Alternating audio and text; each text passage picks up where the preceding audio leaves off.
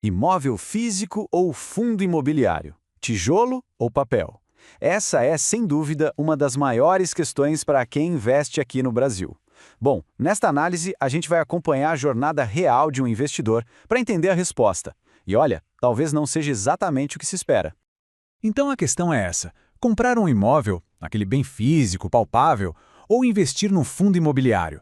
Para muita gente que investe por aqui, essa pergunta é fundamental. Mas já adianto, a melhor resposta não é nem de longe uma escolha simples de um ou outro. É que a decisão certa, sabe, ela vai muito além dos números numa planilha.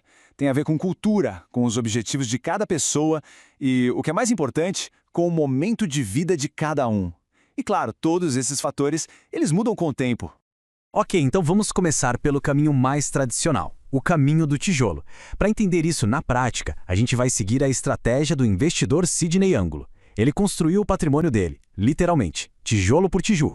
E ele tem uma analogia bem interessante para descrever esse processo. Ele chama de método da salada de frutas. Pensa só. Primeiro se planta a semente, ou seja, compra o terreno. Depois se cultiva o crescimento, que é a construção do imóvel. E por fim vem a colheita, que é vender e reinvestir o capital. Fica claro que é um ciclo que, bem, exige bastante paciência. E aqui a gente chega num ponto fundamental. Esse processo todo não exige só dinheiro, não. Ele exige um recurso que muitas vezes é até mais valioso: tempo. Muito tempo. No caso dele, essa fase inicial de comprar, construir e multiplicar o capital levou algo entre 4 e 5 anos. Mas aí, em 2021, acontece uma virada de chave na estratégia dele. Foi quando ele descobriu os fundos de investimento imobiliário, os famosos FIs. A reação dele diz tudo, né? Nossa, que legal! Isso existe? Acho que essa frase resume perfeitamente o apelo imediato dos FIIs. A ideia de receber um aluguel todo mês, mas sem toda aquela dor de cabeça de ser um locador. Só que, como acontece com muitos iniciantes, o entusiasmo acabou levando a um erro bem comum, que foi não diferenciar os fundos de tijolo dos fundos de papel. E essa distinção é crítica. Os de tijolo são donos dos imóveis de fato. Já os de papel investem em dívidas do setor imobiliário.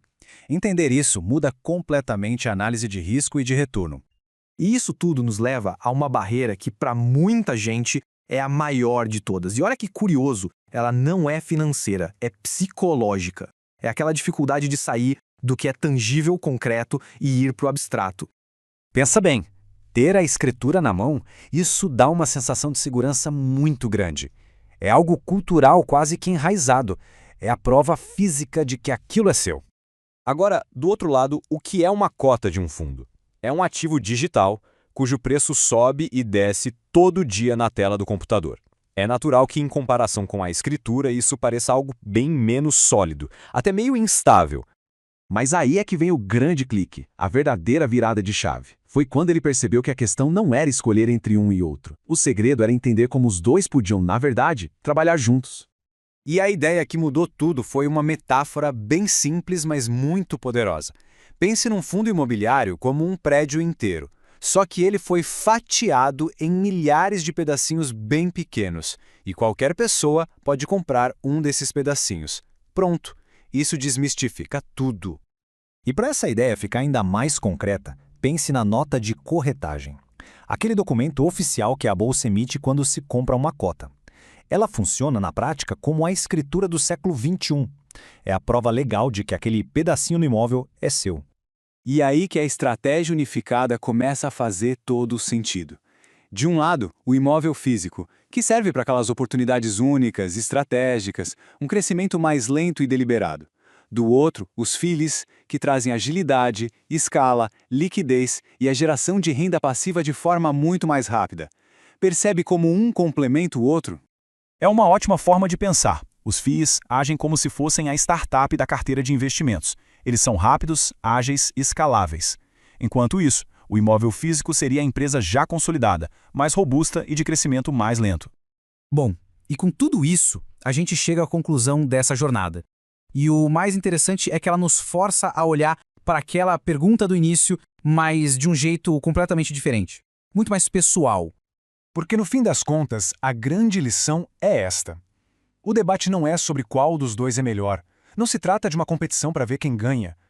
A pergunta de verdade passa a ser outra. Para o momento de vida de cada um, qual tijolo faz mais sentido para construir o futuro? É o tijolo físico, aquele que se pode tocar, ou é o tijolo digital que se negocia com apenas um clique? Essa resposta é individual.